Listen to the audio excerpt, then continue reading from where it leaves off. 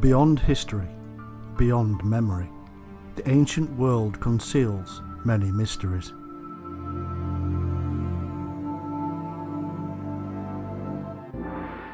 From ancient Greece to the remote Pacific Ocean, from holy relics to Neolithic monuments, much of what was known, what was found, and what was built is now shrouded in legend and myth.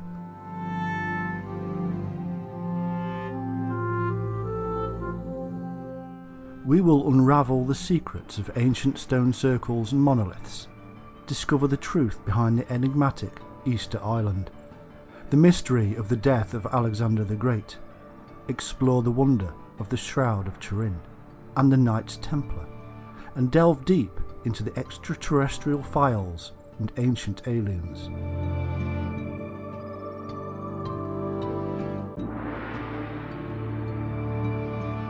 Together, we shall journey far across both time and space to lift this shroud.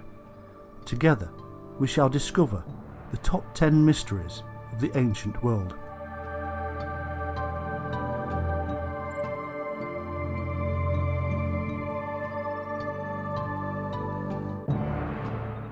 Our great journey begins 6,000 years ago in northern France. Here stands around 3,000 megalithic standing stones, making Stonehenge look tiny in comparison. These stones, collectively known as the Karnak stones, predate written history, having been estimated to have been built in around 4,500 BC. This is around 2,000 years before the Egyptians built the Great Pyramid at Giza.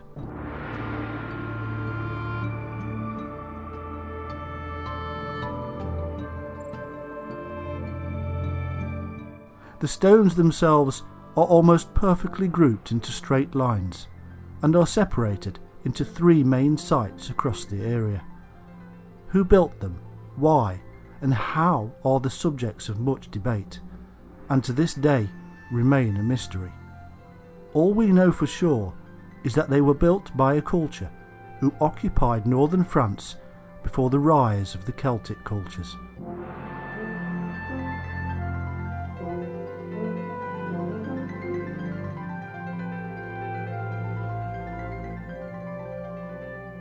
Some scholars have argued that the long rows of stones are aligned to match with the directions of sunsets and solstices.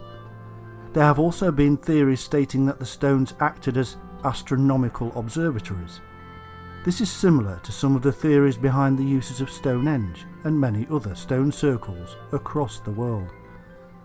The people who built this vast stone complex also left their mark through other constructions. For example, the ruling classes built a large tumulus, 12 metres high and 125 metres wide. This giant earthen mound acted as a tomb for the chiefs of these mysterious peoples, not dissimilar to the ways in which some of the pyramids were used in Egypt.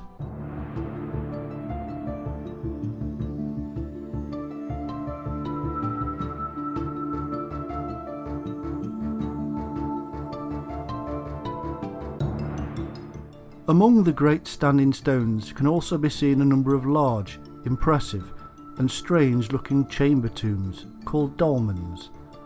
These tombs consist of several large stones supporting a capstone, which were then buried under a mound of earth. In many cases, the mound has disappeared, leaving a curious-looking skeleton of huge megalithic stones. Excavations of these tombs have revealed some strange art carved on the inner surfaces. These generally resemble serpents, presumably representing their deities. They appear to have been a highly religious people. Perhaps their vast complexes of standing stones were built to honour these strange serpent deities.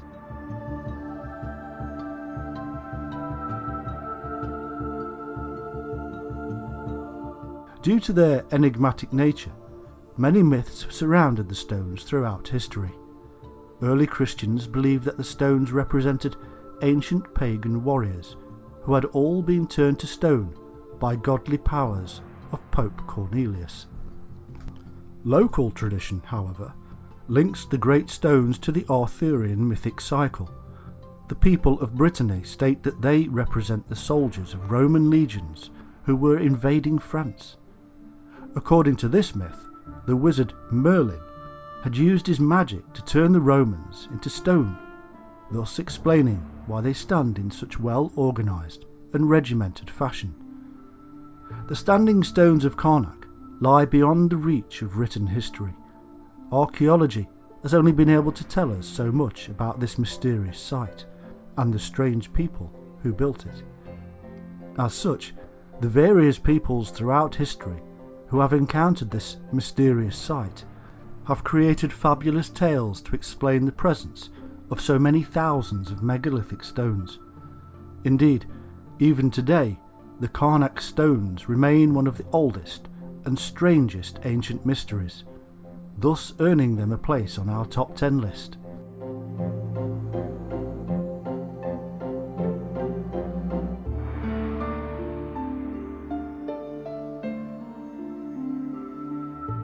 We remain now in the foggy realms of prehistory, a time beyond the written word, a time known only through the strange monuments left to us and the myths passed down through generations. However, our search for the greatest mysteries of history now takes us across the waters to the island of Albion, to Britain. Here lies one of the most mysterious wonders of history, Stonehenge. The most famous prehistoric monument in the world, Stonehenge stands in the English countryside in the county of Wiltshire in southern England. The site, as it survives, consists of a ring of standing stones, with each stone measuring at around 13 feet high and 7 feet wide. They generally weigh around 25 tons each, a considerable amount considering the prehistoric culture who erected them had no forms of advanced machinery.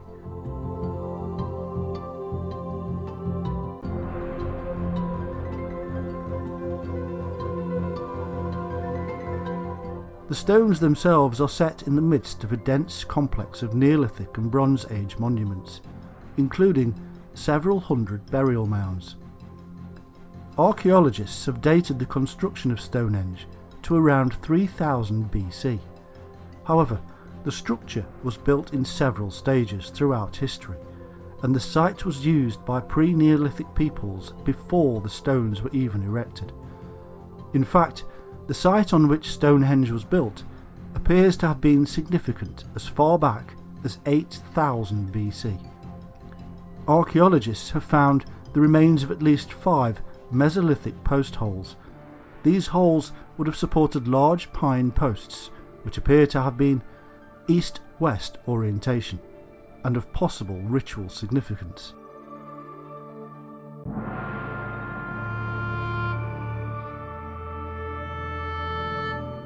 The next phase of building at the site of Stonehenge began in around 3100 BC. This site consisted of a large circular enclosure made from chalk, with an entrance to the north and one to the south. The exact purposes of this structure are unclear, but archaeologists have found the cremated remains of 63 individuals at the site. This has led some experts to believe that some of the first stones brought to the site in this period acted as grave markers. However, scientific analysis of a number of animal remains found near the site in this period seems to reveal that as many as 4,000 people gathered here, bringing animals from as far as Scotland. It seems likely that these early Britons came together to celebrate midsummer and midwinter festivals. Up until around 3000 BC, archaeologists have continued to find the cremated remains of individuals. This has led scholars to believe that the early site of Stonehenge was often used as a burial site. At this early stage, Stonehenge was barely stone at all, and consisted mostly of wooden structures. It is not until around 2600 BC that the builders of Stonehenge began to truly adopt stone, and begin to build the concentric structures we see today. Interestingly, analysis of the stone has revealed that much of it came from as far as Wales, a vast distance to transport heavy rocks in Neolithic times. From around 2600 to 2400 BC, a major phase of building activity began. A total of 80 stones were erected. Many of these were truly enormous, standing at almost 7.5 metres tall. At this time, the Stonehenge we think of today was beginning to form. However, much of this large standing stone complex is no longer visible to us, as many of the stones were removed from the site throughout history. It seems that these enormous stones were possibly transported by placing them on rows of rolling logs, a method seen also in China. However, the exact method by which Stonehenge was built is unknown. Many claim that it would have been impossible for Neolithic peoples to build such a structure, and point to extraterrestrial intervention.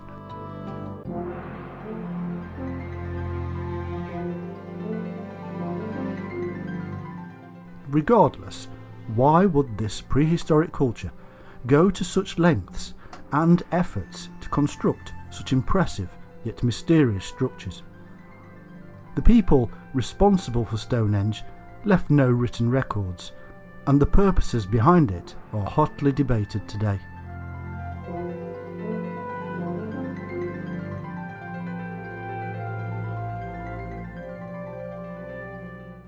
It has been speculated by some that the complex had a seasonal function.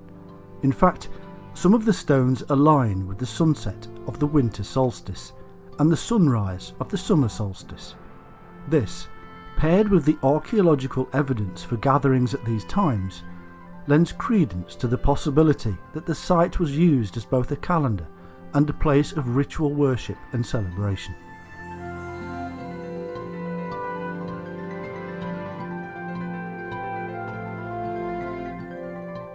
Stonehenge may have also had an astronomical function, being designed as a form of celestial observatory, allowing for the prediction of eclipses, the solstice, the equinox, and other celestial phenomena. Some scholars have even suggested that Stonehenge may have also been a site of healing. This is based upon the sheer number of human remains found at the site with deformities and trauma.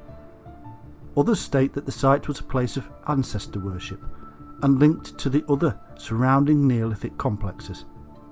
According to this theory, Stonehenge represented the land of the dead, with a ritual journey to Stonehenge representing a ceremonial passage from life to death.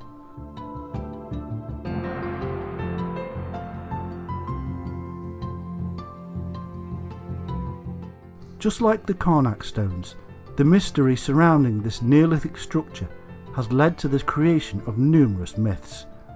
In the 12th century AD, the medieval historian Geoffrey of Monmouth stated that Stonehenge was in fact built by the wizard Merlin.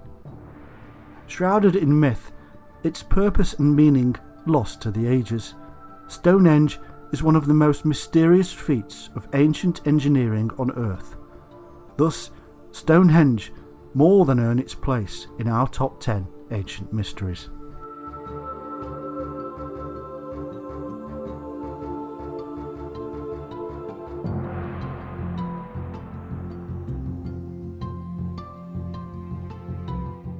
We go now to the ancient Bronze Age Mediterranean, a world dominated by three major superpowers: the Mycenaeans of Greece, the Hittites of the Near East, and the mighty Egyptian Empire. In around 1200 BC, all but one of these civilizations, Egypt, disappeared completely from history in an event known as the Bronze Age collapse. The Mycenaeans were once a flourishing civilization in what is today Greece. Their tale begins in around 1500 BC. From this date onwards, the Mycenaeans became the most advanced civilization in Europe, able to produce incredible works of art, construct massive palaces and fortifications, and effectively dominate much of the eastern Mediterranean through both trade and warfare. In fact, it was the Mycenaeans who were believed to have been the peoples of the Homeric myths, mighty heroes such as Achilles, Odysseus, and Agamemnon. Across the Aegean Sea, the great Hittite Empire ruled a vast empire from their homeland in modern-day Turkey. The Hittites were an advanced civilization, able to dominate surrounding kingdoms such as Troy, using their well-trained armies. However, by the 13th century BC, the Hittite Empire had weakened considerably, having lost lands to the Egyptians and Assyrians. To the south, the mighty Egyptian Empire was flourishing, having conquered much of the Levant. Egyptian expansion had often brought them into violent contact with the Hittites. In fact, the largest battle in history to that date had been fought between the two empires at the Battle of Megiddo. Memory of this terrible battle survived in the term Armageddon.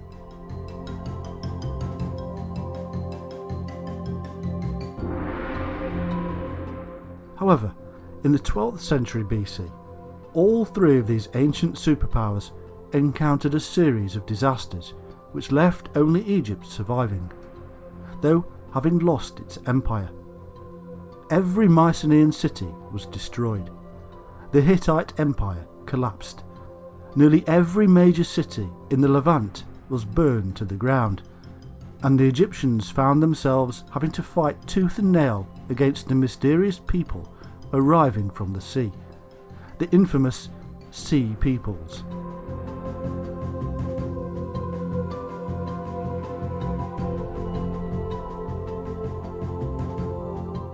Some historians have referred to this event as the worst and most mysterious disaster in ancient history, the end of a golden age in humanity's history, and no one knows how exactly it happened. It is possible that a number of environmental factors were involved. For instance, we have evidence for a series of devastating earthquakes hitting the Mediterranean at this time. This caused major damage to a number of cities. We also have evidence for widespread droughts which would have caused mass starvation, and in fact the sea level had dropped considerably.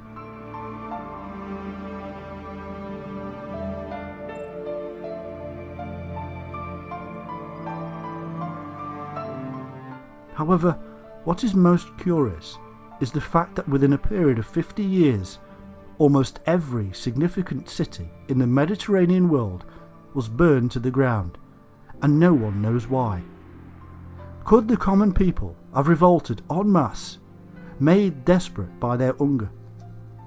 It seems likely, however, that many of these cities were destroyed by mysterious people known as the Sea People. These strange peoples always attacked by sea, hence the name, and raided inland, much like the Vikings of later periods. References to attacks by sea are found from all three of the ancient superpowers.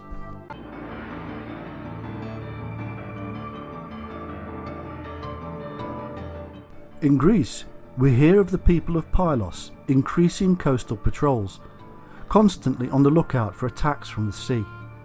Then we hear nothing from them at all, and their palaces are burned to the ground.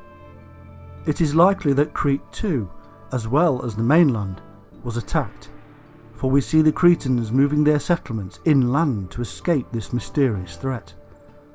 From the city of Ugarit in the Levant, we hear of a desperate plea for help to the king. Mysterious enemy ships were beginning to appear and attack their territory.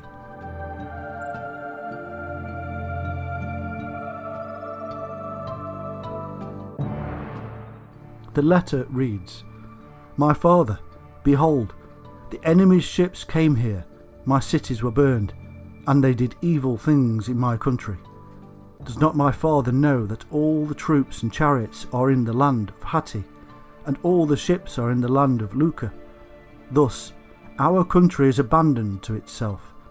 May my father know it, the ships of the enemy that came here inflicted much damage upon us."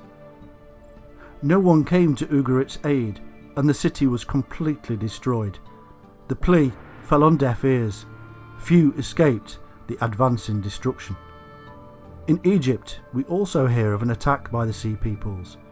However, unlike their neighbours, the Egyptians were able to fight them off in a desperate sea battle. Egypt, therefore, was able to survive their onslaught, albeit in a weakened state. The golden age of the Egyptian Empire had come to an end. However, it is unlikely that the Sea Peoples alone were responsible for the Bronze Age collapse. The exact reason behind the total destruction of some of humanity's most impressive civilizations remains unknown. Thus, the Bronze Age collapse, perhaps the most devastating event in all ancient history, makes it onto our list of top 10 ancient mysteries. It has often been thought that the collapse of the great Bronze Age civilizations was inspiration for the tales of Atlantis. This, therefore, brings us on to our next great ancient mystery, the enigmatic city of Atlantis.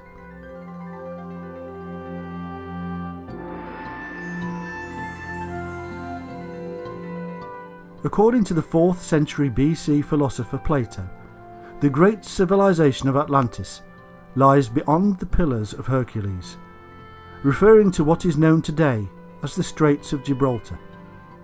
Mentioned in his works Critias and Timaeus, Plato describes the city of Atlantis as a powerful nation based on an island in the mid-Atlantic Ocean. However, in their arrogance, the Atlanteans had offended the gods, and Plato tells us that they were punished by their submersion of their entire city beneath the waves. Atlantis fell into the sea and then into myth. Most of Plato's contemporaries and students thought that Plato was not actually referring to a real place, but using a fictional civilization as a tool to teach political philosophy. Some, however, believed that Plato was in fact referring to a true civilization, especially the later 4th century philosopher Croyle, who studied Plato's works and travelled the world to investigate the tale's origins.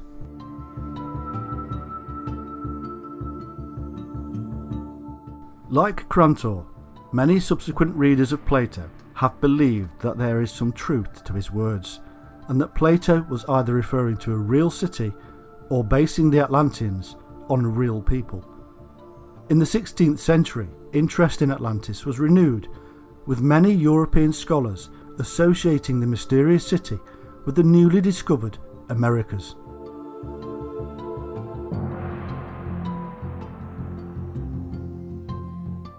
European imaginations were further inspired by the discovery of the Mayans in Central America.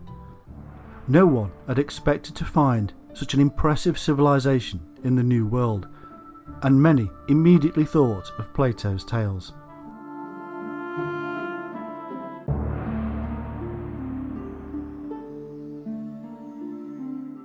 However, the European discoverers of these impressive cities of the Mayans did not originally think the indigenous peoples they encountered were responsible for their construction.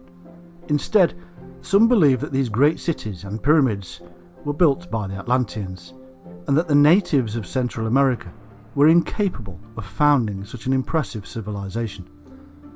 Others thought that the Mayans could only be the inferior descendants of the Atlanteans, an offshoot of a once technologically sophisticated civilization which had lost its former glory.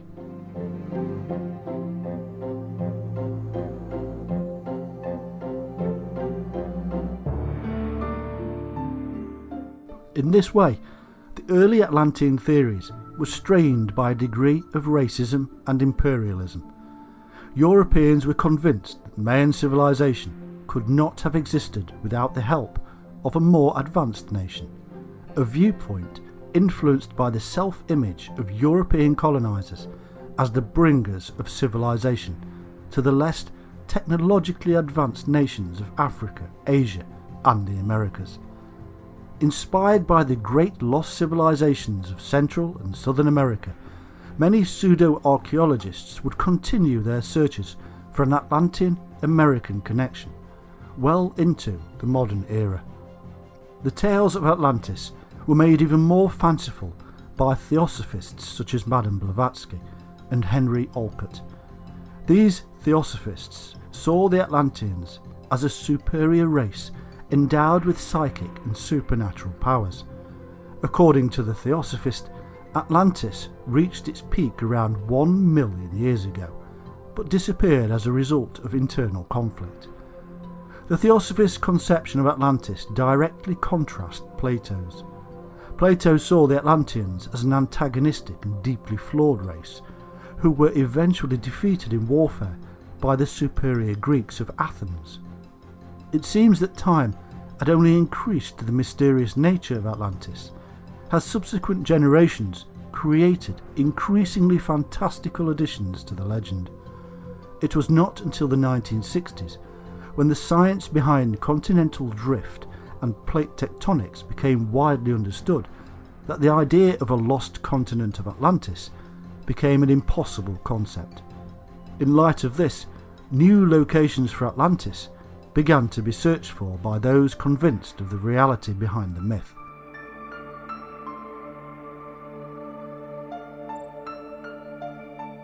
The most logical theory proposes that Atlantis was based upon the lost ancient Minoan city of Thera in the Aegean Sea. The island flourished as a naval trading power until it was completely destroyed by a massive volcanic eruption in around 1650 BC. The eruption generated a mega tsunami with waves 150 metres high. Thera and many other Minoan cities throughout the Aegean were completely destroyed by this event, and Minoan civilization appears to have never completely recovered its former glory.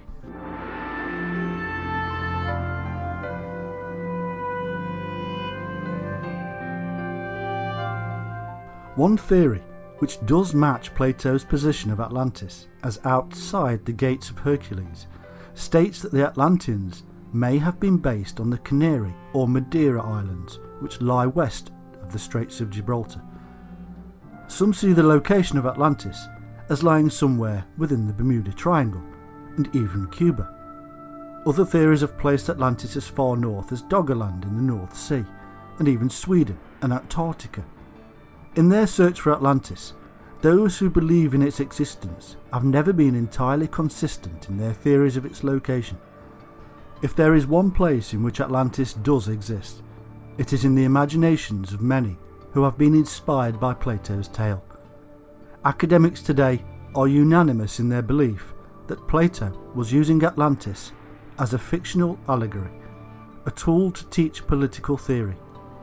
However, many still believe in its existence, and its mysterious nature has heavily influenced our own culture.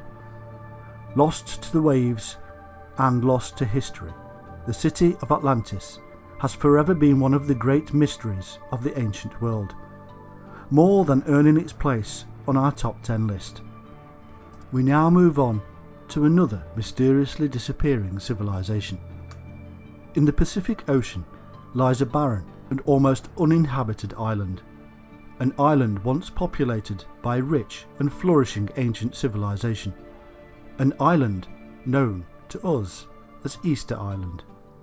In the 19th century, the island's population numbered at just over 100. However, the great stone monuments which can be seen on their hundreds across the island tells us of a once great ancient civilization. These great stone monuments, known as moai, resemble huge human heads sticking out of the ground, and they number at nearly 900 spread across the island. These impressive structures were continuously built by these mysterious peoples for a period of 500 years, around 1100 and to 1600 AD, and they are indicative of the time when the civilization at Easter Island flourished. The statues were carved from volcanic rock quarried from the site of an extinct volcano. They appear to have been built to commemorate the death of a clan leader. Each head took a team of 5 or 6 men a whole year to create, after which they were transported to various points of the island to be erected. The heads were so huge that special methods of transportation had to be developed. Some of the largest heads, in fact, weighed up to 82 tons. It is believed that each head required a team of around 250 men to transport it using a Y-shaped sledge, pulled along using rope ties around the statue's neck. Another possible method of transportation involves tying ropes to the head and rocking it, then tugging it forward as it rocked, thus using the head's momentum to pull it towards its destination. This method would require a team of around 15 men.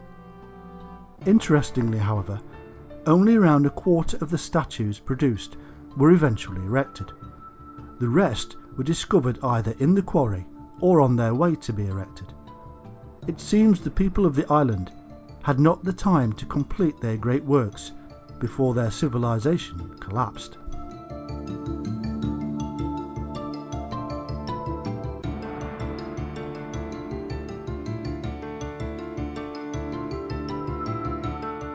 During its height, the people of Easter Island lived in various stone-built settlements across the island. On the coast of the island lived a mysterious group of astronomer priests in stone structures known as tupa. These priests, like many ancient peoples, observed and charted the movement of the heavens. The people of Easter Island also developed their own writing systems, called Rongo Rongo. This script consisted of pictographs and geometric shapes and was written right to left, then left to right, in a winding, snake-like fashion. The meaning of these strange texts, however, remains a mystery. Only the ruling families and the astronomer priests were able to read it, and none of these peoples survived the extinction of their civilization. The island appears to have been first settled in around 650 AD by a mysterious tribe from Polynesia. It is rumoured that their chief dreamed of a rich land to the east and so led his people in a great canoe expedition, eventually discovering Easter Island. When the civilization was flourishing, its 9 tribes were all ruled by a great high chief who descended from the island's first chief. However, the island's prosperity was not long to last. As the population increased, the island was subject to extensive deforestation, and as a result, the mass extinction of nearly all of the island's plant life. Experts believe that the island was once home to many species of plant life which grew in abundance all across the island, with some trees growing up to 15 metres. By the 18th century, 21 species of tree and all species of land birds had become extinct on Easter Island as a result of over-harvesting, over-hunting and climate change. All problems faced by our civilization today.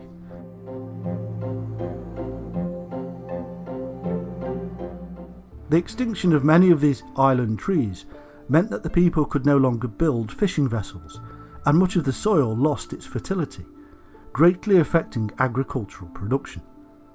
The loss of their native ecosystem meant also that many of the animals, which were a source of food, disappeared from the island too. By the time Europeans arrived at the island in the 18th century, the once great civilization was a shadow of its former self. The population had diminished drastically, no longer able to produce any great stone structures. It has even been suggested that the remaining population had to resort to cannibalism to survive in the new world they had created. The now weakened and tiny population of Easter Island eventually fell prey to the European slave trade and disease. Today the island is sparsely populated by the ancestors of a once great ancient civilization. The fall of the Easter Island civilization has been explained by a number of theories. Most of these revolve around the exploitation of their natural environment, a stark warning to our own civilization. Could we fall prey to our own overpopulation and environmental destruction? Will all that remains of us be our monuments? The disappearance of Easter Island civilization is both a mystery and a warning, an addition to our top 10 mysteries of the ancient world, which may be more relevant today than at any other time.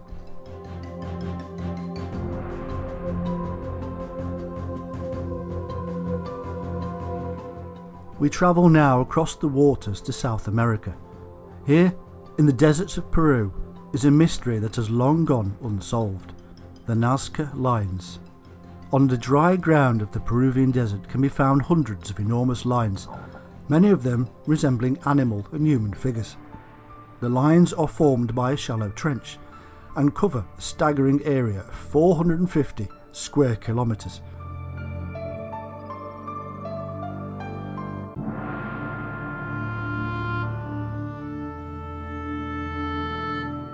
The largest figures span nearly 12,000 feet and include carvings of condors, hummingbirds, monkeys and spiders. The lines were created as part of a huge earthwork project by the Nazca civilization, which flourished for 1,000 years between 500 BC and 500 AD. The lines are so well preserved due to the extremely dry and windless nature of the Peruvian deserts. For centuries these enormous lines went unnoticed. It was only in the 20th century that they began to be rediscovered by civilian and military aircraft flying over the area.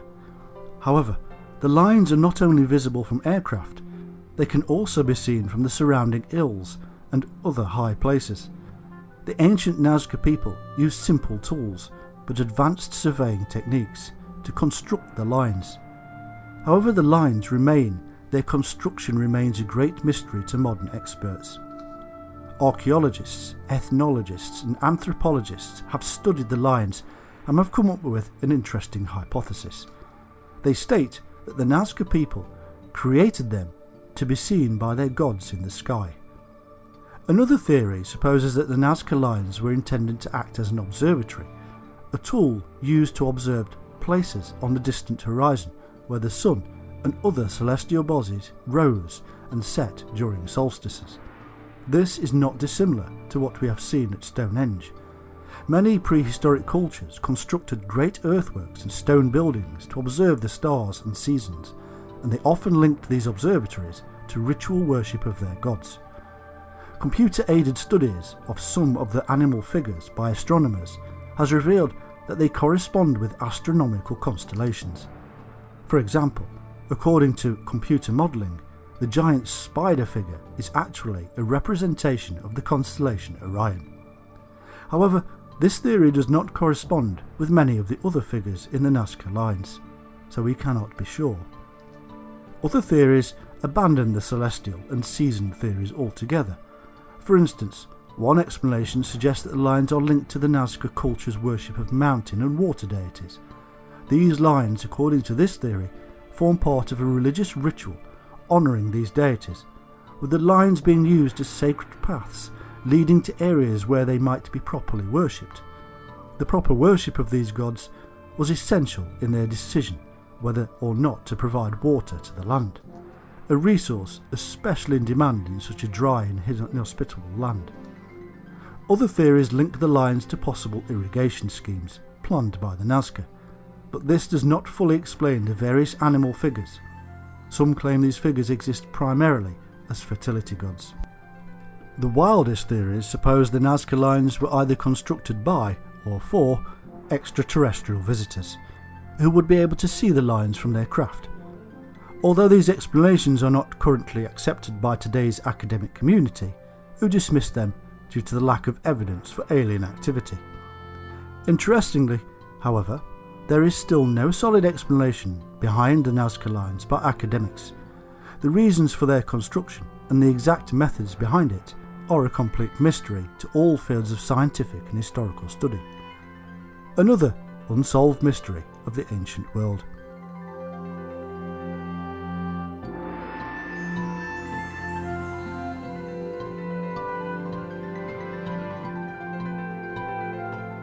Our next ancient mystery is not of a monument, but a man, the greatest commander and conqueror of the ancient world, Alexander the Great.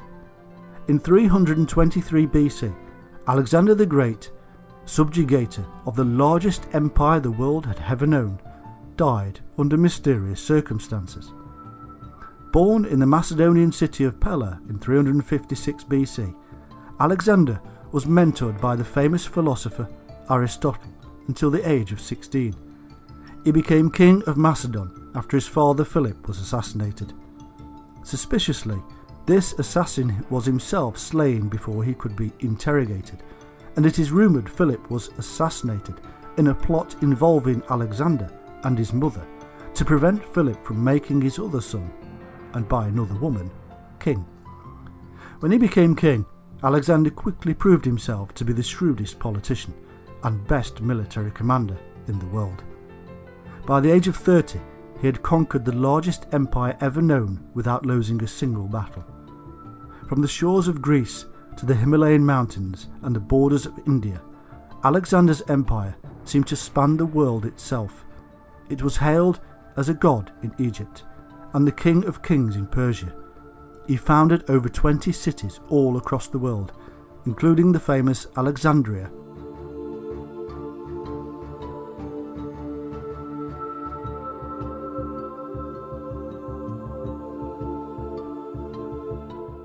However, before he could carry out his plans to conquer the rest of the known world, Alexander died mysteriously in his palace at Babylon after 12 days of suffering. The mysterious events began one evening when Alexander was holding a feast. Around mid-evening, the king was seized with intense pain and collapsed.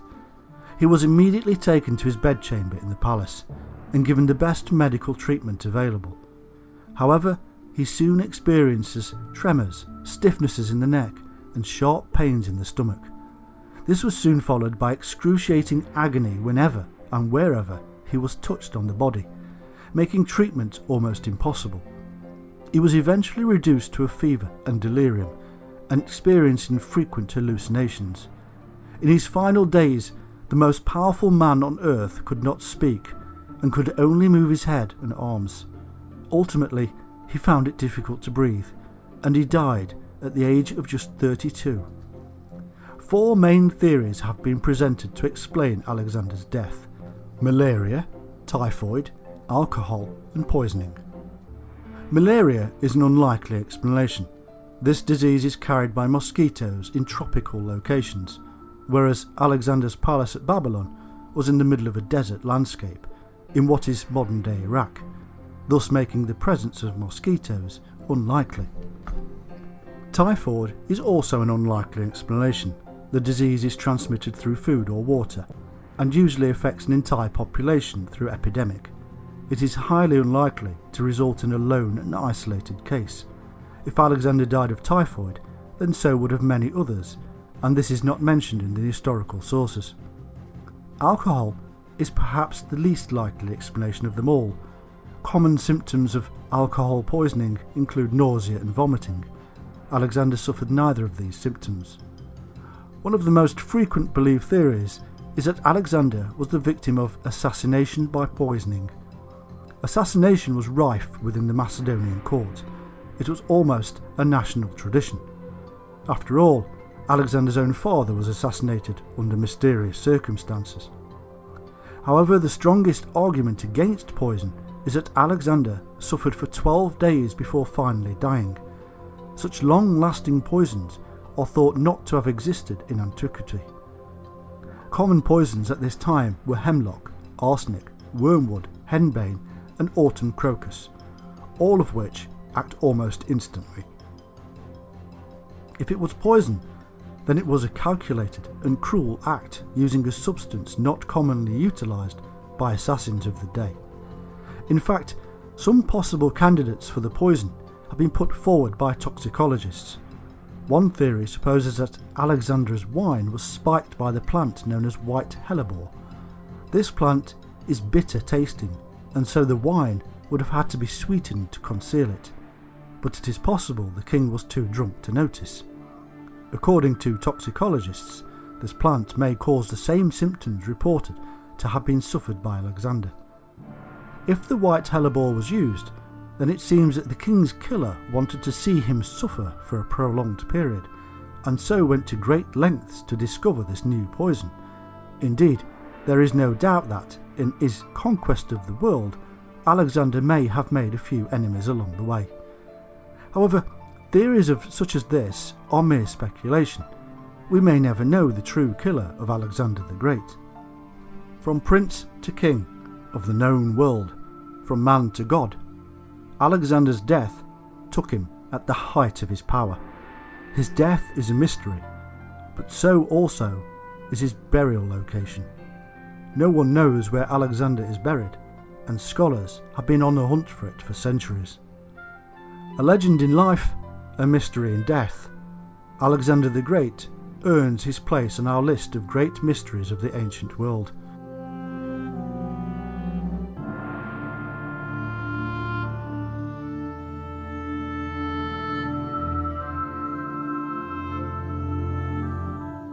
Our next ancient mystery is no man, but an object that has been the subject of much controversy and debate, the Shroud of Turin.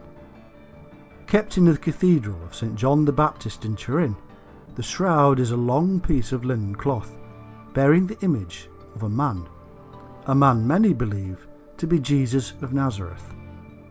It is believed by many today that this cloth is the very one that wrapped the body of Jesus Christ after his crucifixion. Today it is an object of worship for many across the Christian world. The shroud reveals the entire body of a man who appears to be completely naked and holds his hands across his groin. The man appears to be quite tall as well as muscular. He has shoulder-length hair, a moustache and a beard, an image which is strikingly like many representations of Jesus seen throughout history. There are also various reddish-brown marks seen across the body of the man, which have been interpreted by forensic specialists as indicative of wounds. For example, there is a round wound piercing the man's wrist, an upward gouge penetrating his thorax, small punctures around his head, streams of blood running down his arms, and various other wounds all across his body. It seems then that the man who once occupied this shroud suffered most, if not all, of the wounds which were known to us from the story of Jesus' crucifixion. The origins of the shroud and the image upon it, however, remains a mystery, and are hotly debated topics among theologians, historians and scientists. The shroud is dated possibly to the Middle Ages, around the 14th century. Even this, however, is hotly debated, with some questioning whether the documents we have do indeed reference the Turin shroud. Although there is possibly an even earlier attestation to the shroud from the 1200s, when it was reportedly stolen from Constantinople by the Crusaders. However, it is unanimously agreed that the shroud appears in documents dating to the 15th and 16th centuries. At this time, it was originally owned by the House of Savoy, who, in 1578, transferred it to Turin, where it remains today. It was displayed to the public in the 17th century, and in the 19th century, we see the shroud being photographed for the first time whilst in public exhibition. Interestingly, although the shroud is venerated by millions, the papacy has never fully acknowledged it as the authentic image of Jesus Christ. Nevertheless, much care has gone into its restoration and conservation. It is currently sealed within a bulletproof, airtight case and is kept at a finely tuned and consistent environment. The temperature, gaseous composition and humidity inside the case are carefully controlled to ensure the shroud is well protected. Many of the faithful throughout history have believed that the shroud is indeed the one mentioned in the Gospels of Matthew, Mark, Luke and John. The shroud is respected by Christians of many denominations, including Baptists, Catholics, Lutherans, Methodists, Orthodox, Pentecostals and Presbyterians. Much scientific analysis has been carried out on the shroud, the result of which have drawn much controversy. Radiocarbon dating of the shroud seems to indicate that it dates to either 14th or 13th centuries, more than 1,000 years after the crucifixion event. The results of this study have been challenged, however. Some state that the sample which the scientists used was contaminated in some way. This has been denied by the scientific community, who state that the investigation was carried out accurately. This has led some believers to completely dismiss the reliability of carbon dating altogether. Furthermore, an examination of the shroud's material itself has led to some unexpected results. For example, other burial shrouds that have been excavated from tombs near Jerusalem have revealed differing and simpler weaving patterns than those seen on the Turin shroud. This has led some experts to conclude that the Turin Shroud cannot have originated from Jerusalem at the time of Jesus. However, an analysis of the dirt particles on the shroud, compared with the dirt found from ancient tombs in Jerusalem, has indeed revealed them to be almost exactly the same. The mysterious contradiction, indeed.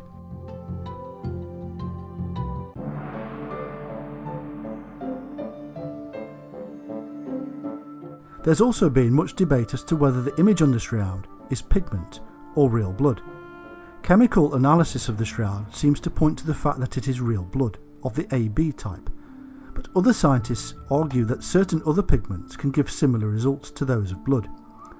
Every argument, either supporting or refuting the authenticity of the shroud, has resulted in argument from both sides.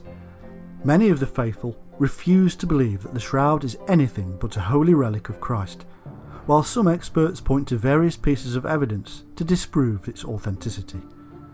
Regardless, the origin and nature of the Shroud of Turin is anything but conclusive. Today it remains a mystery to faithful and faithless alike, and earns its place among the greatest mysteries of antiquity.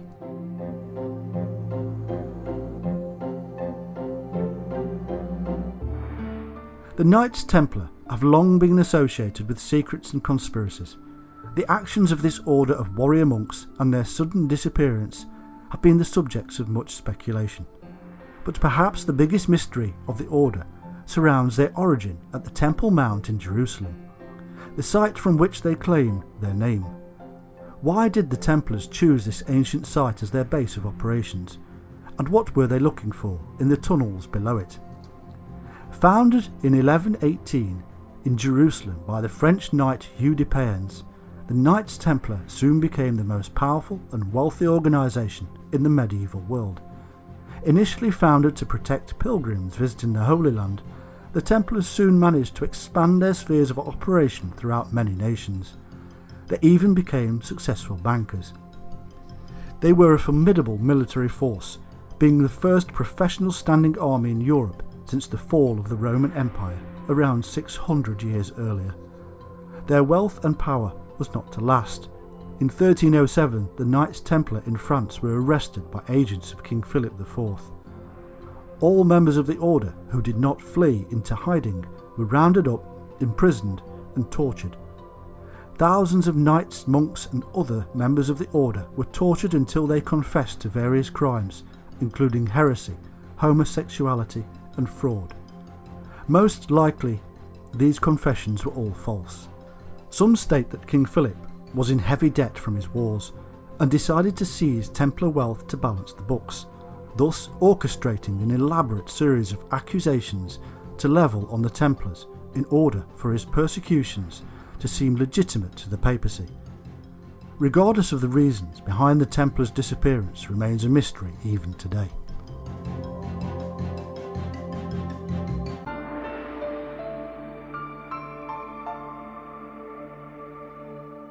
The penultimate place on our top 10 ancient mysteries is occupied by the works of one of the oldest and most mysterious civilizations in the world. We shall now delve into a world of strange ritual, magic spells and supernatural beings. We shall open the Egyptian Book of the Dead. Dating to around 1550 BC, the Book of the Dead was used by Egyptian priests for millennia. Its secret spells were said to have guided the soul through the underworld and onto the afterlife, and as such, copies of it can be found in many burial tombs and sarcophagi. The book was not a book as we understand them today, with a cover and turnable pages. Rather, it was painted onto a long scrolls of papyrus. The book's spells were written in hieroglyphic or hieratic script onto these scrolls and were often accompanied by illustrations depicting the dead on their journey into the afterlife. However, the spells found in the Book of the Dead can also be seen written on the coffins themselves. The Book of the Dead consisted of around 192 spells and incantations. The Egyptians were strong believers of the magical power of the voice, and ritual speech was thought to possess a great deal of power. The Egyptian concept of magic, called Heka, was intimately linked to their religious worship. Magic was used in honour of the gods, and some spells were offered to use the power to control them. The spells found in the book served as a range of processes. Some spells give the user mystical knowledge of the afterlife, others offer protection against evil forces, with some even dealing with the famous weighing of the heart ritual. In this ritual, the gods weighed the deceased person's heart to determine their purity and to decide whether to allow them into the afterlife. Each Book of the Dead was not identical. The owner of each copy chose from a large corpus of spells and decided which ones suited them the most. These spells were then copied down, allowing each person to tailor their own unique Book of the Dead. There were, however, certain conventions which had to be maintained through all copies, and these often depended upon which was fashionable at the time. For example, in the Sate dynasty, it was common to organise each chapter into 4 sections. Nevertheless, a common thread binds all copies of the book. It is a single entity of various forms. Importantly, the Book of the Dead contained important chapters which aimed at preserving the body of the deceased after death, along with the person's spirit and intelligence. These were all seen as essential qualities to be retained for the persons in the next life. The Book of the Dead states that in the afterlife its reader would join the gods themselves and live in a paradise version of the world of the living. They would want for nothing and would live happy for eternity. The book also states that the dead would themselves gain new divine powers. However, the path to the afterlife was a difficult one. The dead would need to pass through a series of gates, caverns, mounds guarded by supernatural creatures. These were grotesque creatures with heads of animals. One of these creatures was even known as He Who Dances in Blood. The book, however, provided its owner with the correct spells to ward them off. The ordeals ended with the weighing of the heart. After passing this test, the dead would be reborn into the afterlife. The Book of the Dead is one of the most mysterious documents in ancient history. It speaks of strange and powerful spells, fierce and grotesque supernatural creatures, and a new plane of existence for those who pass the gods' tests and prove themselves worthy and just. The owner of such a book would possess powers over life and death, and over the gods themselves. The Book of the Dead, therefore, occupies the penultimate place in our top 10 ancient mysteries.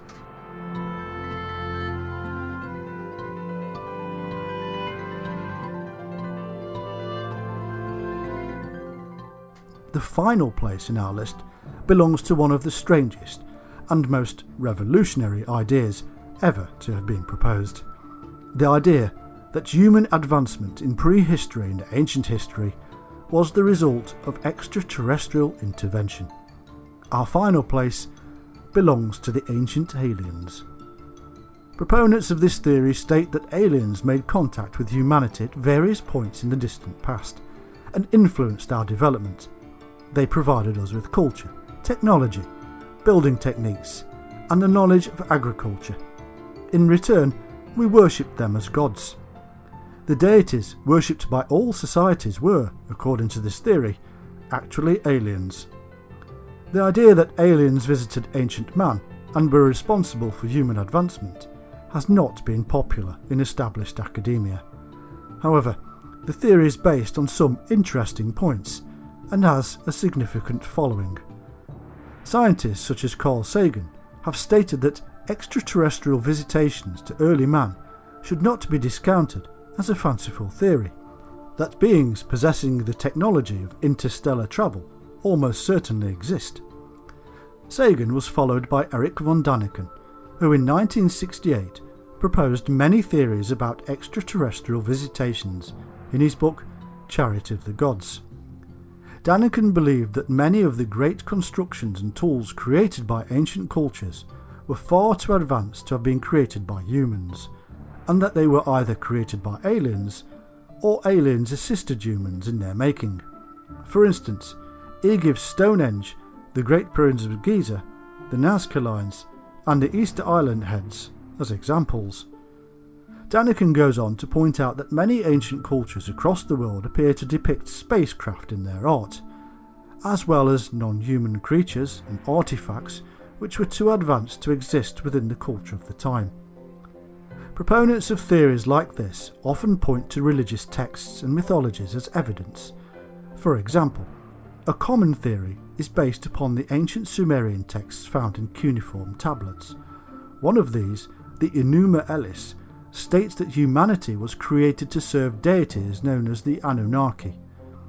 This has been seen as evidence by some that aliens came to Earth to use humanity as slaves. Another text often cited is the Hindu Ramayana. In this text, the gods are portrayed as supernatural entities that transport themselves using strange flying vehicles. In fact, there are many mentions of mysterious flying craft. Even the Bible has been used as evidence. For instance, in the book of Genesis, 200 angels come down to earth to mate with humanity, creating a race of giants known as the Nephilim. These angels are called the Watchers. They taught humanity metallurgy, metalworking, cosmetics, sorcery, astrology, astronomy and meteorology. Proponents of the ancient alien hypothesis claim this is an early account of alien interaction with mankind. However, perhaps the strangest evidence used comes from the book of Ezekiel.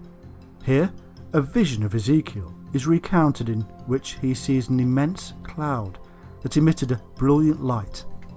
According to this account, the cloud contained a fire, and the centre of the fire looked like glowing metal, and in the fire was what looked like the 4 living creatures. These creatures are described as winged and roughly humanoid in appearance.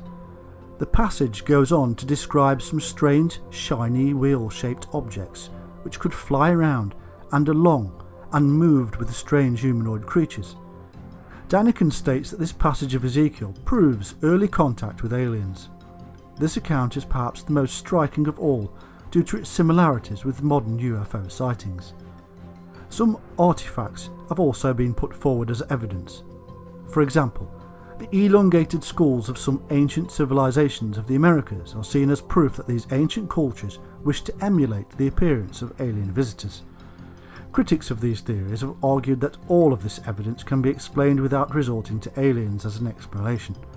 In fact, these theories have been rejected by all credible fields of study.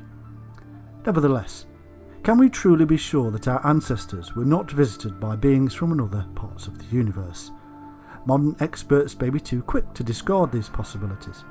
One thing is for sure, and that is that we cannot be sure. Perhaps ancient man, as he busied himself about with his various concerns, was being watched keenly and closely by intelligences far greater than our own. Regardless, the theory of ancient aliens more than merits its place on our list.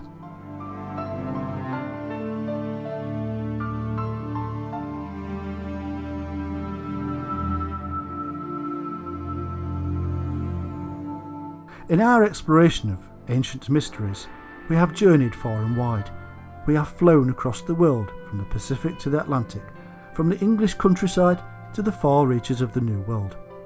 On our quest, we've also travelled through time, covering thousands of years of history in our search for the weird and wonderful. We've encountered an image of the Messiah, witnessed the building of the impossible, and even glimpsed at extraterrestrial life itself. Though the journey does not have to end here, the ancient world is full of mystery and holds many secrets for those curious enough to look.